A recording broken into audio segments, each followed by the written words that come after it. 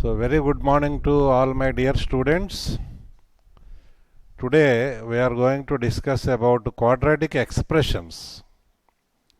Till now we have discussed quadratic equations. Today we will discuss about quadratic expressions.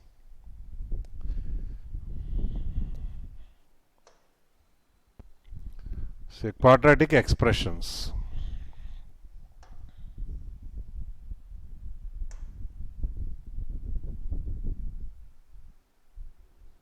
Quadratic expressions.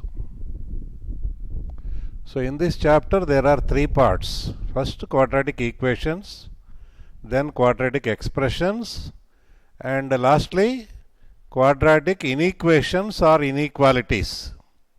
So we have completed quadratic equations. Now we discuss about quadratic expressions. Afterwards, we will complete the chapter by discussing quadratic inequations. Okay. Now, in quadratic expressions, there are three important theorems. I want to discuss them first. These three theorems are regarding the sign of the expression ax square plus bx plus c. Suppose ABC are real numbers, ABC belong to R, and of course A is not equal to 0. A is not equal to 0 because if A is 0, then ax square plus bx plus c is not a quadratic expression, it will become a linear expression or a constant. So ABC are real numbers and A is not equal to 0. Okay, then there are three theorems regarding the sign of the expression ax square plus bx plus c. That means the expression ax square plus bx plus c, where ABC are real numbers, will be sometimes positive and sometimes negative by giving different values to x. X is any real number, so we are giving different values to x and calculating the value of the total expression ax square plus bx plus c. So this total value of the expression ax square plus bx plus c may be positive sometimes for certain values of x, may be negative for certain other values of x, may be 0 for some values of x. If the expression is 0 for some value of x, then you know that that value of x is called a 0 of the quadratic expression. Okay. So if a alpha square plus b alpha plus c is 0 is equal to 0, then alpha is called what? A 0 of the quadratic expression ax square plus bx plus c, and it is also called a root or solution of the quadratic equation ax square plus bx plus c. For quadratic expression it is called a 0, and for the corresponding quadratic equation it is called a root or solution. Okay. So now the question is, for what values of x the expression ax square plus bx plus c will take positive values, and for what values of x the expression will take negative values. Regarding this, there are three important theorems. I want to state the theorems and also I want to prove them first. See, so these are the three theorems, 1, 2, 3. Okay. See, these three theorems depend upon the discriminant of the quadratic expression. So there are three cases. B square minus 4ac, you know that it is called the discriminant of the quadratic expression. It may be less than 0, or b square minus 4ac may be equal to 0, or third case b square minus 4ac may be greater than 0. So there will be three cases, and in these three cases there are three different theorems. Let us see the first theorem. If b square minus 4ac is less than 0, that means if the quadratic equation or quadratic expression ax square plus bx plus c has no zeros, has no real zeros, is it not? Discriminant is negative, then there will be no real zeros. Only imaginary or complex zeros will be there for the quadratic expression.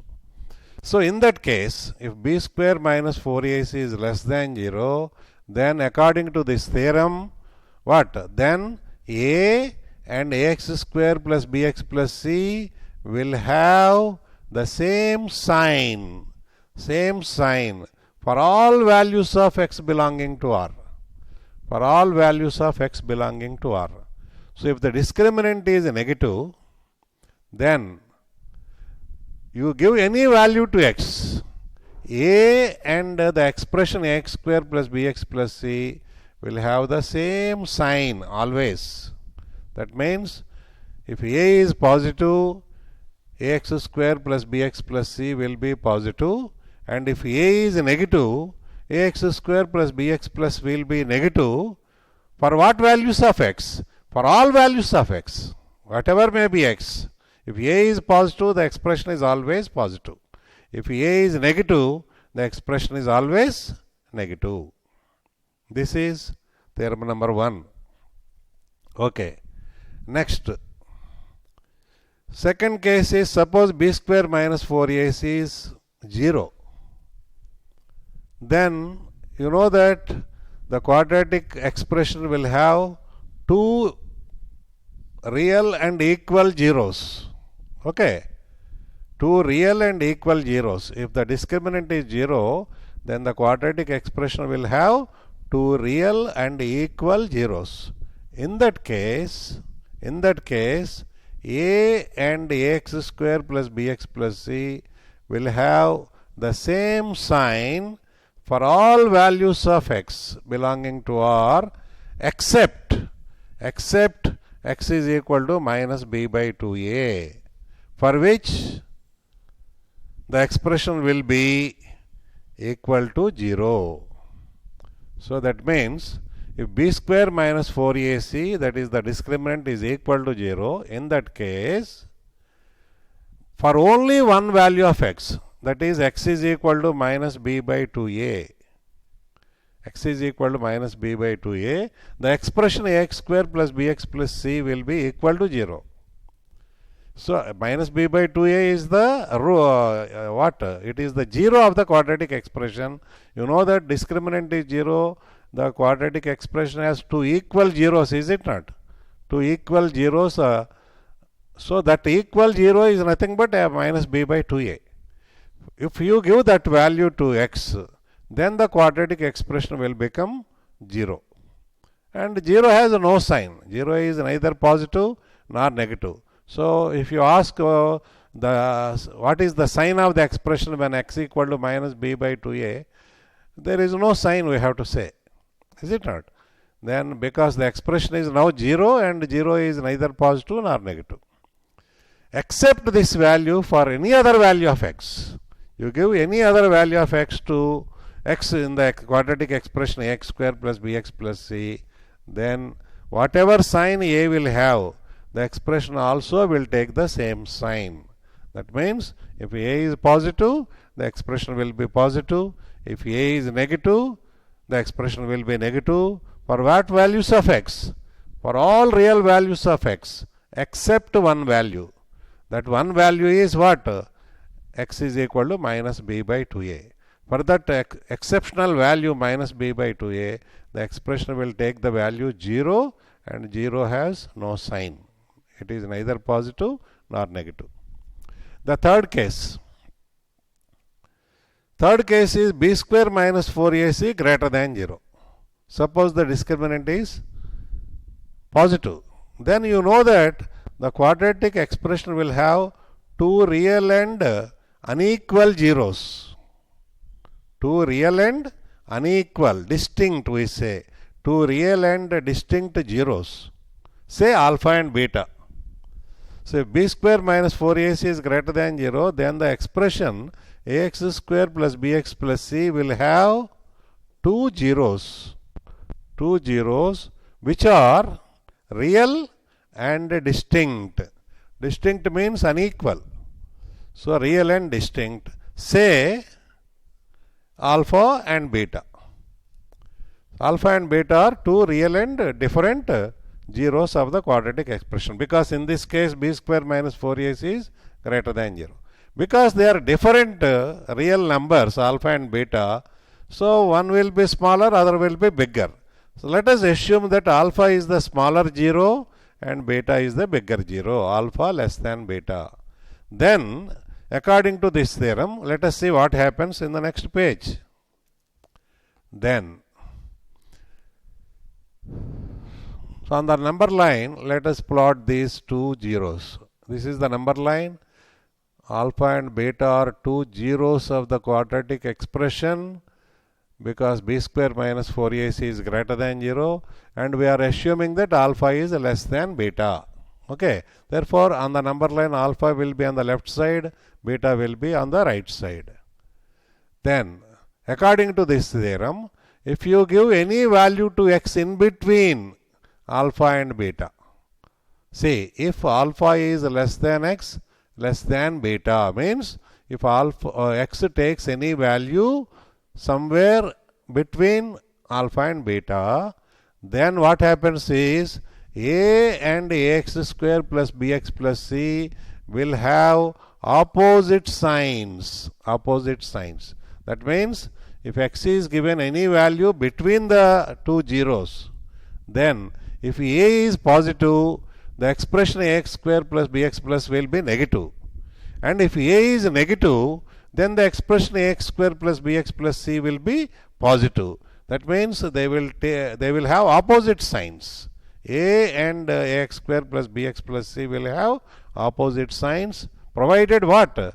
If x is given any value between alpha and beta.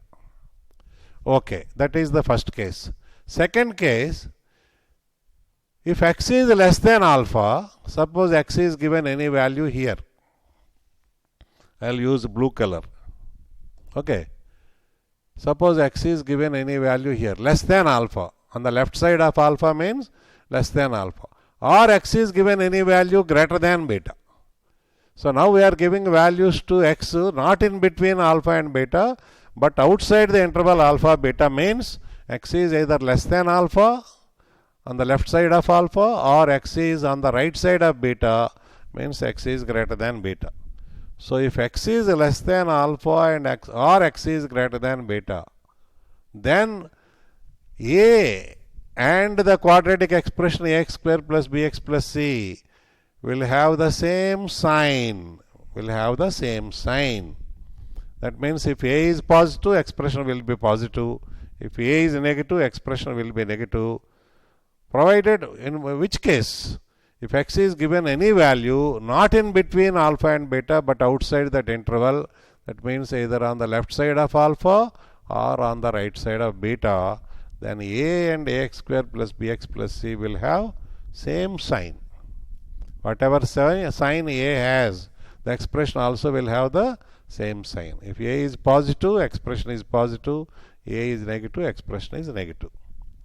And suppose you give x is equal to alpha or x equal to beta exactly. Suppose you give the value x or x equal to alpha or x equal to beta, then the expression will become what? It will be equal to 0. Because they are the alpha and beta are the zeros of the quadratic expression. If x is alpha or x is beta, then the quadratic expression will take the value 0, and 0 has no sign. It is neither positive nor negative. Okay, understood? Right. These three theorems, now let us prove them. So the proof is very simple, it is not at all difficult. So proof.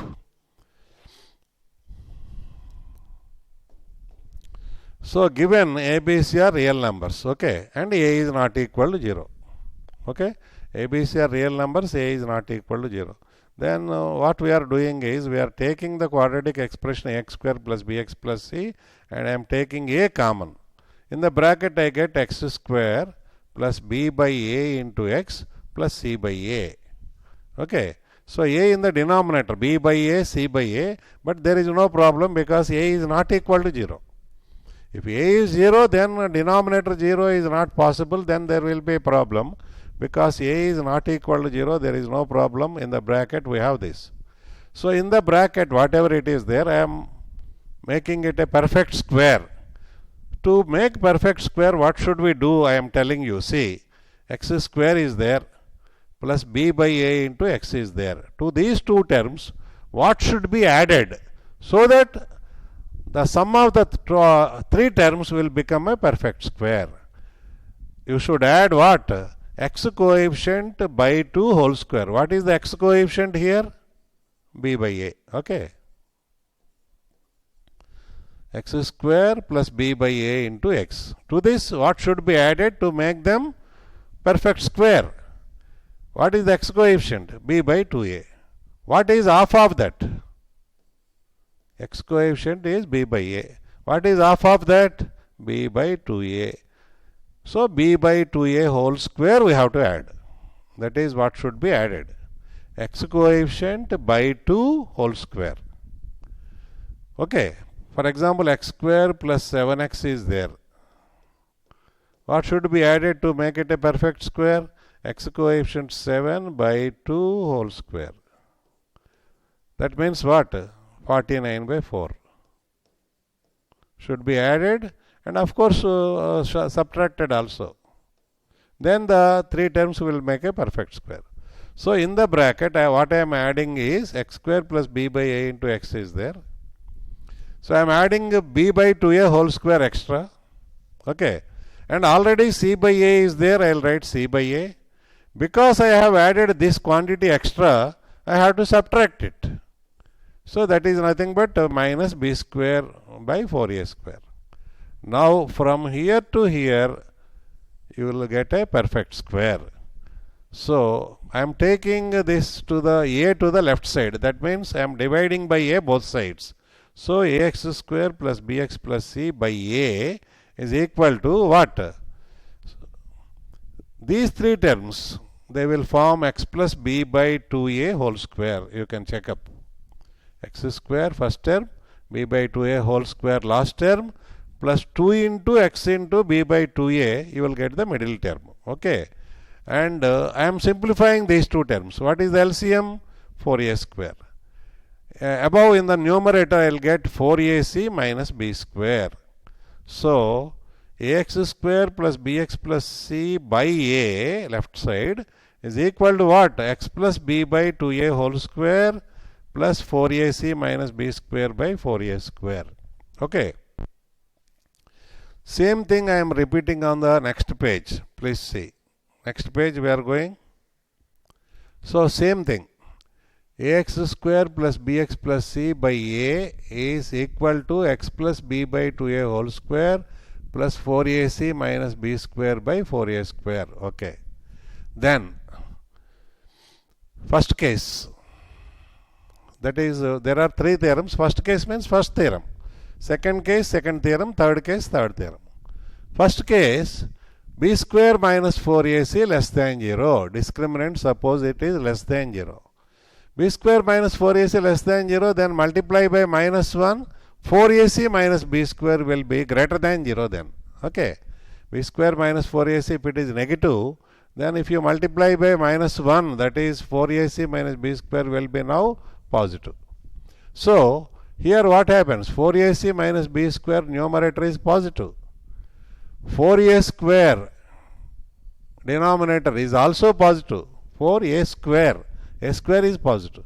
4a square. So, total quantity is positive. And what about this x plus b by 2a whole square? It is greater than or equal to 0. If x is minus b by 2a, then it will become 0. Otherwise, because it is a square, it is always greater than 0, except for the value x equal to minus b by 2a. That means this quantity is either 0 or positive, and this quantity is what? Always positive. It is not equal to 0 also. So positive quantity plus 0 or positive quantity plus another positive quantity is always positive. That means right hand side is positive. But right hand side is equal to left hand side is also positive. But what is left hand side? Ax square plus bx plus c by a. This is positive, means both numerator and denominator, plus by plus, it must be plus by plus or minus by minus, is it not? Then only it will be positive. Both numerator and denominator both positive or both negative, then only it will be positive. That means a and ax square plus bx plus c will have the same sign. So if the discriminant b square minus 4ac is negative, then a and the expression ax square plus bx plus c will have the same sign. That means theorem number 1 is proved. Second case, discriminant is equal to 0. Discriminant is equal to 0, same until now, till now we'll use the same proof only. So ax square plus bx plus c by a is equal to what? X plus b by 2a whole square plus 4ac minus b square by 4a square. But in this case, b square minus 4ac is 0, means 4ac minus b square is also 0. The second term does not exist. Plus 0. This quantity has become 0. So only this is there. So, but if x is not equal to minus b by 2a, if x is not equal to minus b by 2a, then x plus b by 2a is not 0. If it is not 0, then its square is positive. Therefore, right hand side will be positive if x is not equal to minus b by 2a. Therefore, left hand side also will be positive because they are equal. Because left hand side is positive, a and ax square plus bx plus c should have the same sign. Will have the same sign. Suppose x is equal to minus b by 2a. X takes the value minus b by 2a. Then right hand side x plus b by 2a whole square is 0. Means left hand side is also 0. Means in numerator ax square plus bx plus c. Right hand side 0 means left hand side 0. Left hand side 0 means in numerator x square plus bx plus c will take the value 0. So the expression will take the value 0, and 0 has no sign. It is neither positive nor negative. So the second theorem is proved. For all values except x equal to minus b by 2a.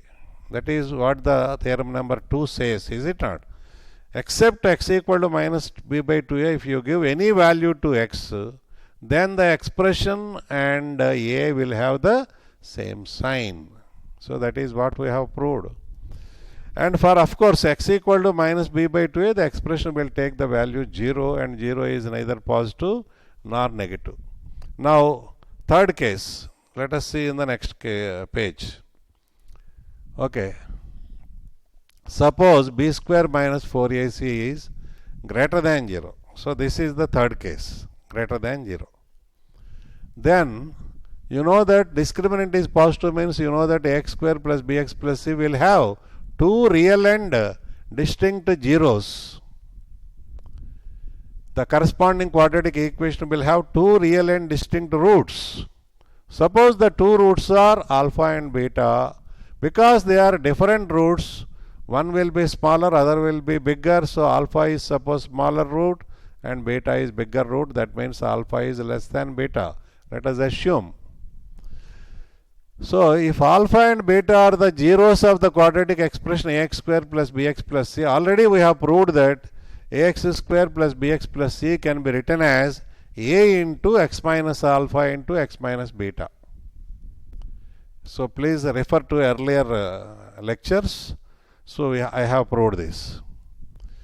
If alpha and beta are the zeros of the quadratic expression ax square plus bx plus c, then the quadratic expression can be written as a into x minus alpha into x minus beta. That means if the left hand side is 0, means right hand side will be 0 and alpha beta will become roots. Right hand side 0 means either x should be alpha or x should be beta. Then why a here? So that x square coefficient should be equal. Both left hand side and right hand side equal means x square coefficient should be equal. So therefore that is why a outside here. Okay. So this expression. Now divide by a. You can divide by a because a is not equal to 0. So x square plus bx plus c by a is equal to what? X minus alpha into x minus beta. Right. So this is the number line. You see this number line. On this number line I have marked alpha and beta. I have assumed that alpha is smaller and beta is bigger. So alpha on the left side, beta on the right side. Now we will consider three cases actually. Suppose x is between alpha and beta, first case. That means x is here between alpha and the beta. Then what happens? X minus alpha is positive because right side number minus left side number. On the number line, right side number is always bigger than the left side number. So x minus alpha is positive. Next, x minus beta, left minus right, is negative. Is it not? So what about their product? One quantity is positive, other quantity is negative. The product will be negative. That means in this equation here, right side quantity is negative. Right side quantity is negative means left side quantity x square plus bx plus c by a is also negative. Numerator by denominator negative means numerator and denominator must have opposite signs. Therefore, ax square plus bx plus c and a will have opposite signs. So that means x is given any value between alpha and beta. A and the expression ax square plus bx plus c will have opposite signs. Okay. Now, second case, of course, will give the values to x on the left of alpha or on the right of beta. So let us see in the next page, B. So this second case. So again I have drawn the number line here.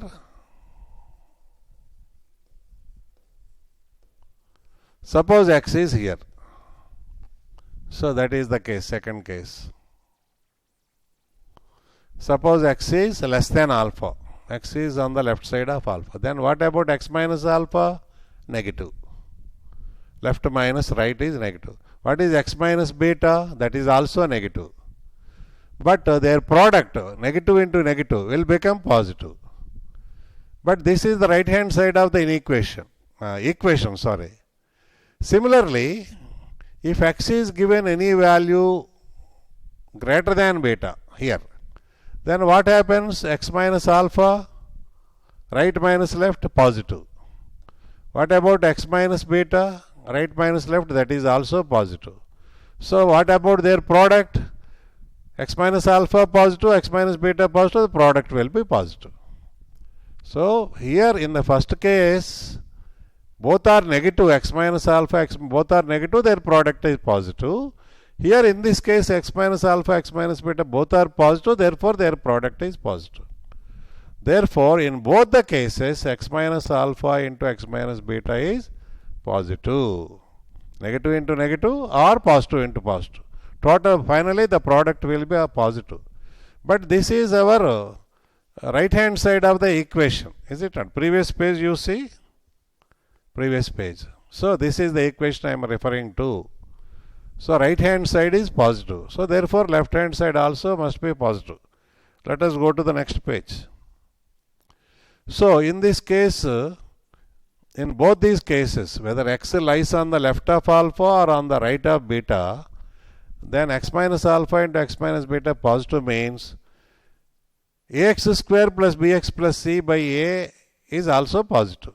Numerator by denominator positive means numerator and denominator must have the same sign. So this is the second part of the theorem. If x is given any value either less than alpha or greater than beta, a and the expression ax square plus bx plus c will have the same sign. Next, third case is, first case, x takes values between alpha and beta. Second case, x will not take values between alpha and beta, but outside. Either x is less than alpha or x is greater than beta. What about the third case remaining? Either x is exactly equal to alpha or x is exactly equal to beta.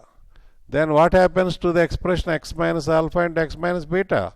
It will become 0 because either x is alpha or x is beta. If this is 0 means left hand side ax square plus bx plus c also will be 0, means the expression x numerator ax square plus bx plus c will be equal to 0. So if x is given that any one of these values alpha and beta, then the expression will be takes the value 0, and 0 is what? Neither positive nor negative. So the theorem is proved.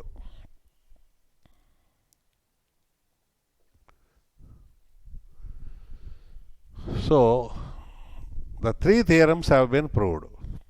B square minus 4ac greater than 0, first less than 0, or then equal to 0, or greater than 0. In all the cases we have proved the theorem. Let us do some examples on these theorems. Example: determine the sign of the following expressions for x belonging to R. X takes all the values from minus infinity to plus infinity. X takes all the real values. Then what can you say about the sign of the following expressions? First one let us consider. First one, x square plus x plus 1. See, regarding the sign of the expression, what we have to calculate always first is the discriminant. Discriminant may be negative or 0 or positive. So depending upon whether the discriminant is negative or 0 or positive, then there are three theorems, so we will apply the theorems. Okay. So here the expression is x square plus x plus 1. First we have to calculate. Here a is 1, x square coefficient, b is 1, x coefficient, and constant term c is also 1. First let us calculate d, that is b square minus 4ac. b square, 1 square minus 4 into a is 1, c is 1. So 1 minus 4 minus 3, negative. So discriminant is negative, b square minus 4ac is negative. So according to theorem number 1, out of the three theorems, first theorem will apply now. If the discriminant is negative, what does the theorem say? If the discriminant is negative, then for all values of x, the expression and the coefficient of x square, that is a, will have the same sign. So since b square minus 4ac is less than 0, the expression x square plus x plus 1 and a is nothing but x square coefficient, will have the same sign, for all values of x belonging to R. That is what the theorem number 1 says. But a is what here? But a is 1 here, which is positive. Therefore, because a is positive, the expression also will be always positive for all x belonging to R. So whatever x value you give to x, this expression will always be positive. Now you please try to make it negative by giving some value to x.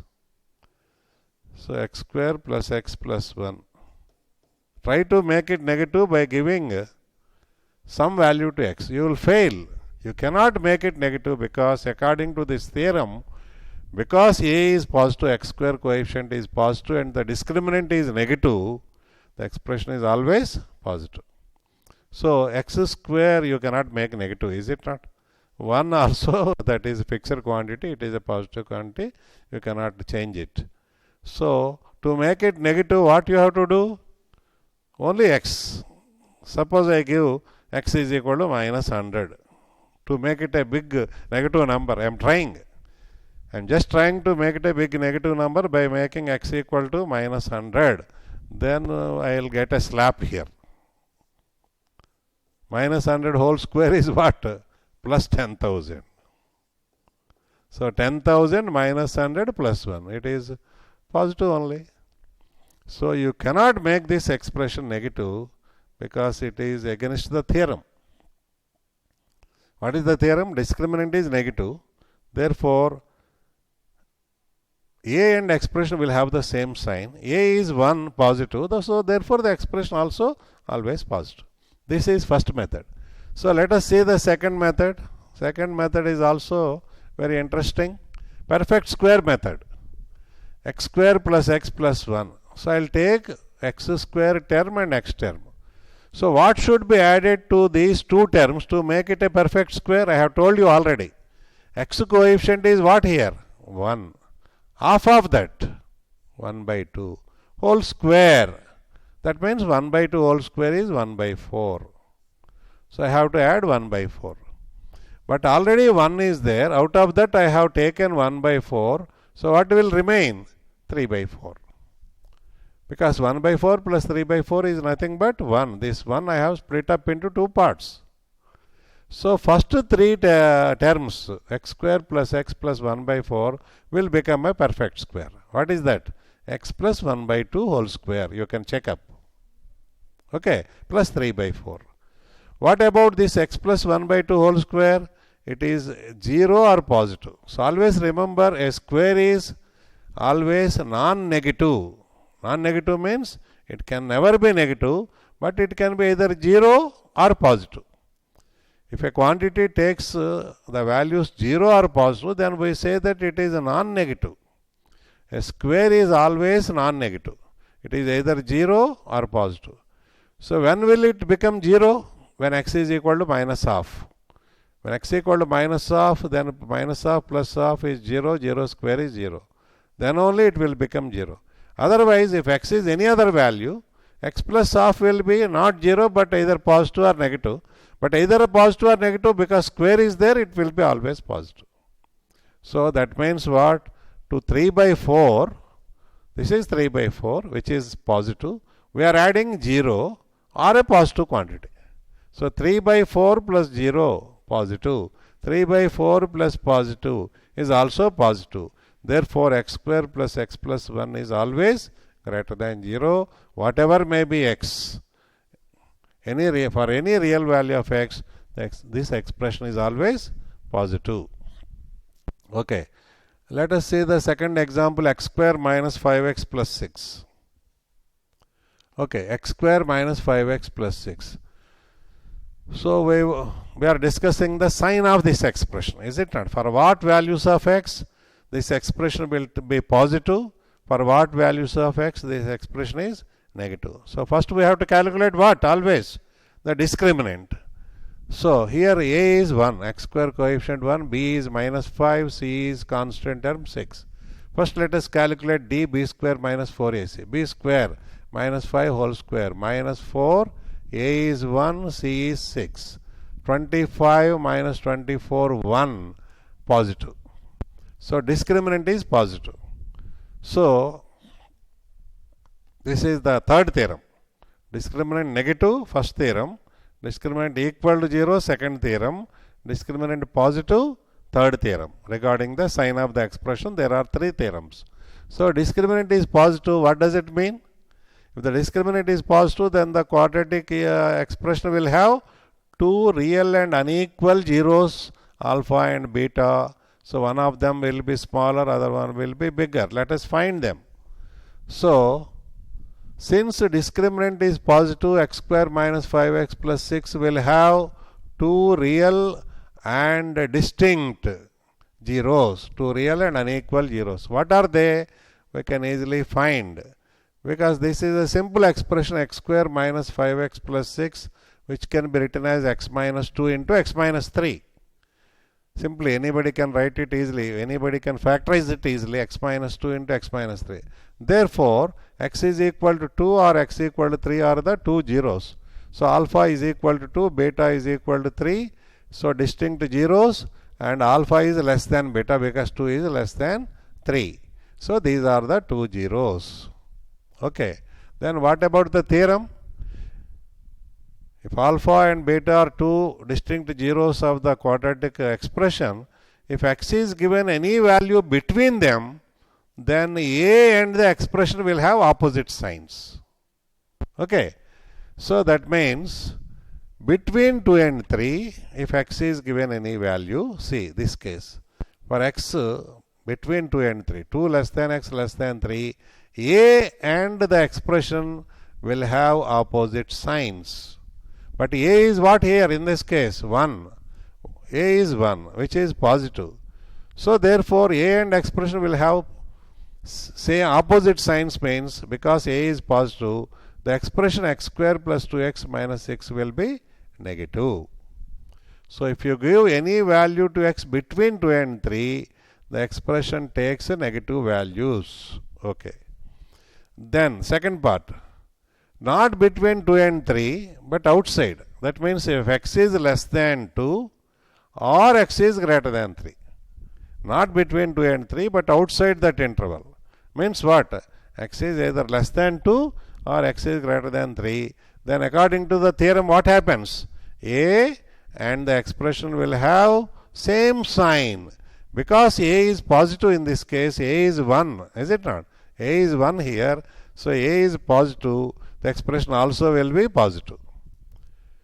So if x is given any value less than 2 or greater than 3, then the expression x square minus 5x plus 6 will take positive values. Because a is positive, so it will take the same sign. For exactly x equal to 2 or 3, if x is either 2 or 3, what happens to this expression? It will become 0, because 2 and 3 are the zeros of the expression. X square minus 5x plus 6 will take the value 0, and the 0 has no sign at all, no positive. 0 is neither positive nor negative. So finally what is the conclusion is, on the number line there are 2 and 3. Is it not? If x is given any value between 2 and 3, the expression will take negative values. X square minus 5x plus 6 will be negative because a is positive. Opposite sign. Okay. If x is given any value less than 2 or greater than 3, then the expression will be positive because a is positive. So expression and a will have the same sign.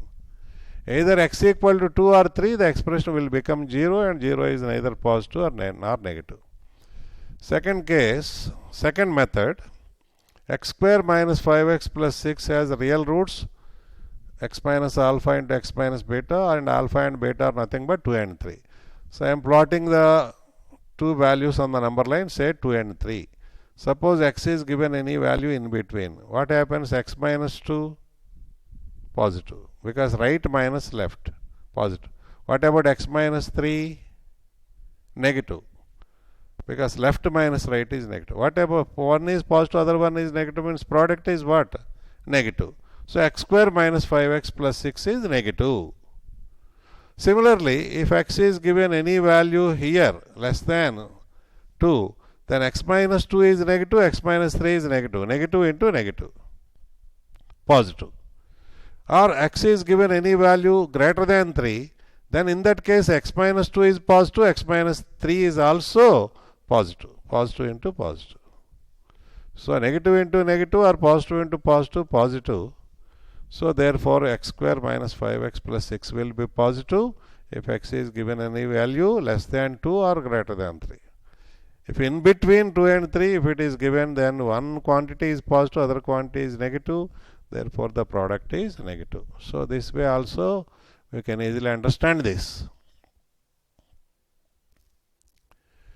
So third one, 4x square plus 4x plus 1. Here a is 4, b is 4 and c is 1. If you calculate the discriminant b square minus 4ac, you are getting 0. Discriminant is 0 means what? 4x square, according to the third part of the theorem, 4x square plus 4x plus 1 and a will have same sign for all values of x except x equal to minus b by 2a, and minus b by 2a, if you calculate, you will get minus of. So except at x equal to minus of, for all other values the expression and a will have same sign, and a is what? 4. So therefore the expression is always positive for all values of x except x equal to minus of. Okay. So at x equal to minus of, the expression of course will take the value 0, and 0 is neither positive nor negative. Second method, 4x square plus 4x plus 1. Because in this case discriminant is 0, if the discriminant is 0, the expression will become a perfect square. Discriminant is 0, then the expression will become a perfect square, so that it will have two equal zeros. So it is nothing but 2x plus 1 whole square. At x equal to minus of, 2x plus 1 will become 0, 0 square is 0, then the expression is 0, 0 is neither positive or negative, nor negative.